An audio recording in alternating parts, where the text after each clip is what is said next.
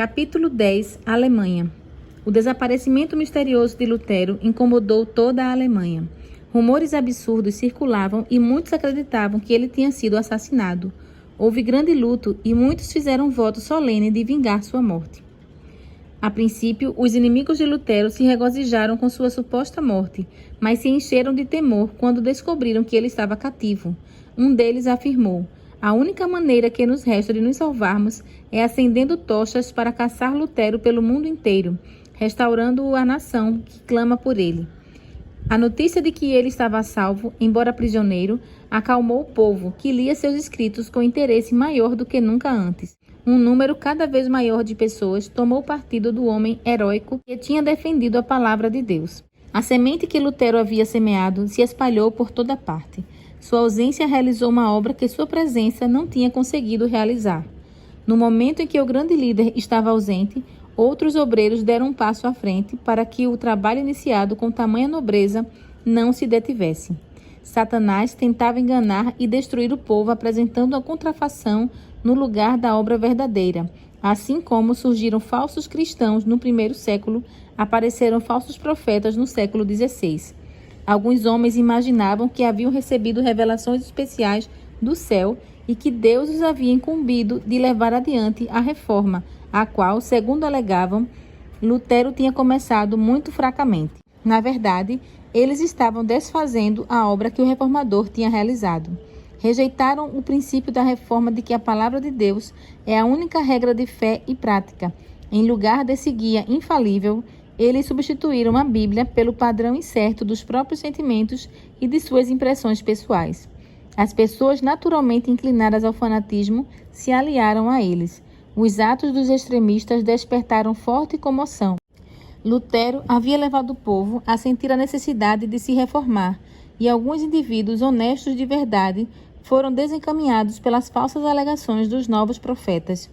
Os líderes do movimento se aproximaram de Melanchthon, dizendo: "Deus nos enviou para instruir o povo. Conversamos diretamente com o Senhor. Sabemos o que irá acontecer.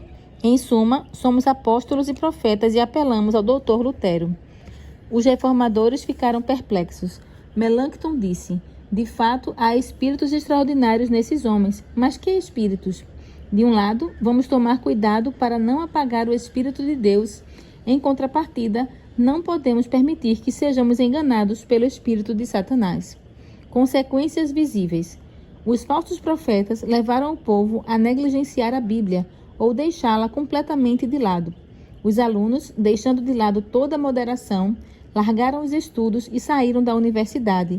Os homens que, na opinião deles, eram aptos para reavivar e controlar a obra da reforma, só conseguiram levá-los quase que à ruína. Os apoiadores de Roma voltaram a sentir-se confiantes e exclamaram em tom de triunfo: "Só mais uma batalha e tudo será nosso." No castelo de Wartburg, Lutero ficou sabendo do que estava acontecendo. Disse com profunda preocupação: "Sempre esperava que Satanás nos enviaria essa praga." Reconheceu o verdadeiro caráter daqueles falsos profetas. A oposição do Papa e do Imperador não causou tanta perplexidade e aflição quanto esses acontecimentos. Os supostos amigos da reforma haviam se transformado em seus piores inimigos, despertando contendas e causando confusão. O Espírito de Deus havia impulsionado Lutero adiante e o levado além de si mesmo. Mesmo assim, muitas vezes ele tremia diante das consequências que sua obra poderia ter. "Se eu soubesse que minhas doutrinas prejudicariam uma pessoa, apenas uma, por mais humilde e desconhecida, o que é impossível, já que se trata do próprio Evangelho, eu preferiria 10 vezes morrer a não me retratar das mesmas." Wittenberg estava sucumbindo sob o poder do fanatismo e da falta de lei. Por toda a Alemanha, os inimigos de Lutero o culpavam por isso. Em amarga angústia, ele indagou: será este, então, o fim da grande obra da reforma? Mas quando lutava com Deus em oração, a paz inundou seu coração. "A obra não é minha, mas tua", disse. No entanto, determinou-se a voltar para Wittenberg. Ele havia sido condenado pelo Império. Seus inimigos estavam livres para matá-lo e seus amigos eram proibidos de abrigá-lo. Mas, quando viu que a obra do Evangelho estava em perigo, saiu destemidamente em nome do Senhor para batalhar em prol da verdade. Em uma carta ao eleitor, Lutero escreveu: "Vou para Wittenberg sob uma proteção muito superior à estendida por príncipes e eleitores. Não peço o apoio de Sua Alteza e, longe de desejar sua proteção, prefiro protegê-lo de mim. Não há espada que possa ajudar essa causa a prosseguir. Deus deve fazer tudo sozinho." Em uma segunda carta, Lutero acrescentou: "Estou pronto para receber o desprazer de Sua Alteza e a ira do mundo inteiro. Os habitantes de Wittenberg não são seu rebanho? E, se necessário, não devo eu me expor ao perigo de morte por causa deles?" Um poder de ordem superior. Logo se espalhou por Wittenberg a notícia de que Lutero havia voltado e iria pregar. A igreja ficou lotada. Com grande sabedoria e gentileza, ele instruiu e reprovou. A liturgia da missa é má. Deus se opõe a ela e deve ser abolida. Mas não devemos afastar ninguém dela à força. A palavra de Deus deve agir, não nós. Temos o direito de falar, não de agir. Preguemos, o resto pertence a Deus. Se eu recorresse à força, o que ganharia? Deus toma posse do coração e, quando conquista, ganha tudo. Eu pregarei, debaterei e escreverei, mas não forçarei ninguém, pois a fé é um ato voluntário. Eu me levantei contra o Papa, as indulgências e contra aqueles que apoiavam o papado, mas sem violência nem tumulto.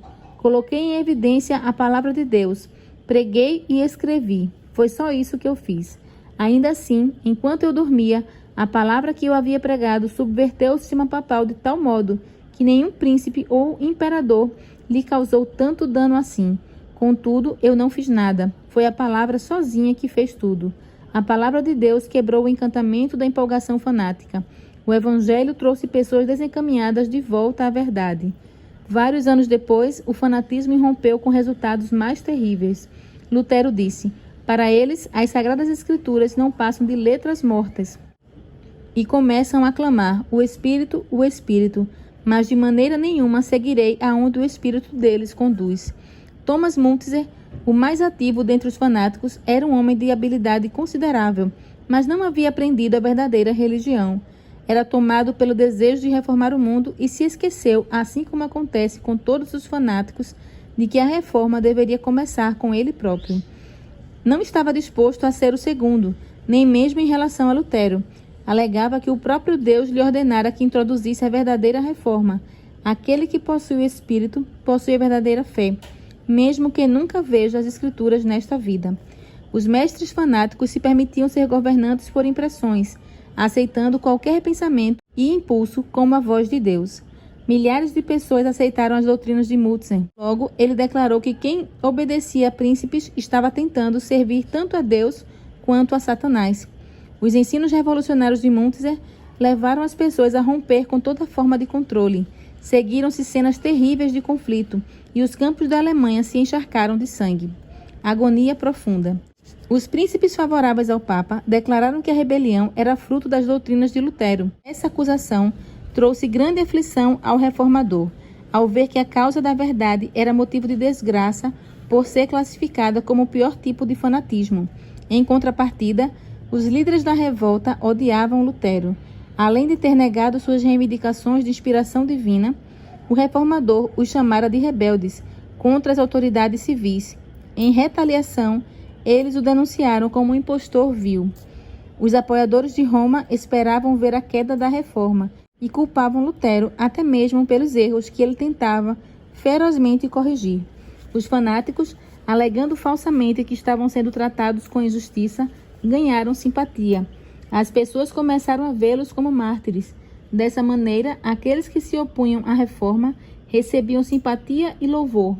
Essa foi uma obra do mesmo espírito de rebelião que mostrou sua face pela primeira vez no céu. Satanás tenta constantemente enganar as pessoas e levá-las a chamar o pecado de justiça e a justiça de pecado. A contrafação da santidade, uma santificação falsa, continua a demonstrar o mesmo espírito dos dias de Lutero, desviando a mente das Escrituras e induzindo as pessoas a seguir sentimentos e impressões em lugar da lei de Deus. Destemido, Lutero defendeu o evangelho dos ataques que vinha sofrendo. Com a palavra de Deus, guerreou contra a autoridade usurpada do Papa, ao mesmo tempo em que permaneceu firme como uma rocha contra o fanatismo que tentou se aliar à reforma.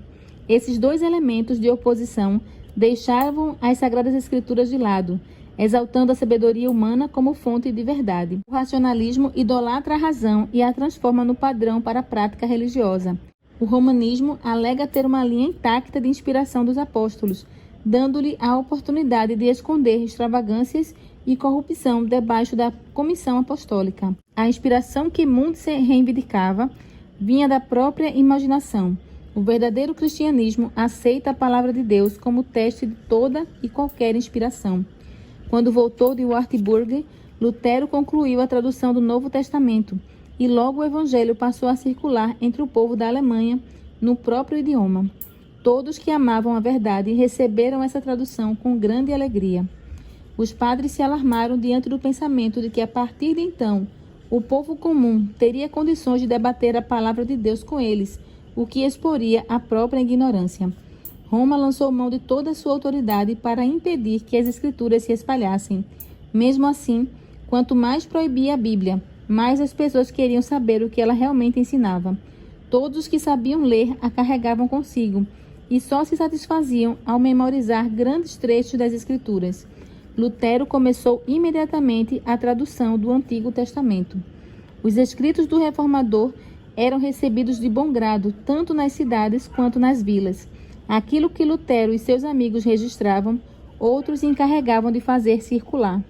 Monges, convencidos de que seus votos monásticos eram ilegítimos, mas ignorantes demais para proclamar a palavra de Deus, vendiam os livros de Lutero e de seus amigos. A Alemanha logo foi inundada por esses ousados vendedores de livros. Conhecimento por toda parte. À noite, os professores das escolas das vilas liam a palavra em voz alta para pequenos grupos junto a lareiras. Todas as vezes, alguns corações se convenciam da verdade. A explicação das tuas palavras ilumina e dá discernimento aos inexperientes. Salmo 119, 130. Os seguidores do Papa, que haviam delegado o estudo das Escrituras aos padres e monges, pediam a ajuda deles para refutar os novos ensinos. No entanto, ignorantes das Escrituras, os sacerdotes e frades eram completamente derrotados. Infelizmente, disse um escritor católico, Lutero convenceu os seus seguidores a não depositar sua fé em nenhum outro guia além das Sagradas Escrituras. Multidões se reuniam para ouvir homens com pouca educação formal pregarem a verdade. A ignorância vergonhosa dos grandes se tornava óbvia à medida que os ensinos simples da palavra de Deus refutavam seus argumentos. Trabalhadores, soldados, mulheres e até crianças estavam mais bem familiarizados com a Bíblia do que padres e eruditos cultos. Jovens de mente nobre se dedicaram ao estudo, investigando as Escrituras e analisando obras-primas da antiguidade. Com a mente ativa e coragem no coração, esses jovens logo adquiriram um conhecimento tão grande que, por um bom tempo, ninguém era capaz de competir com eles.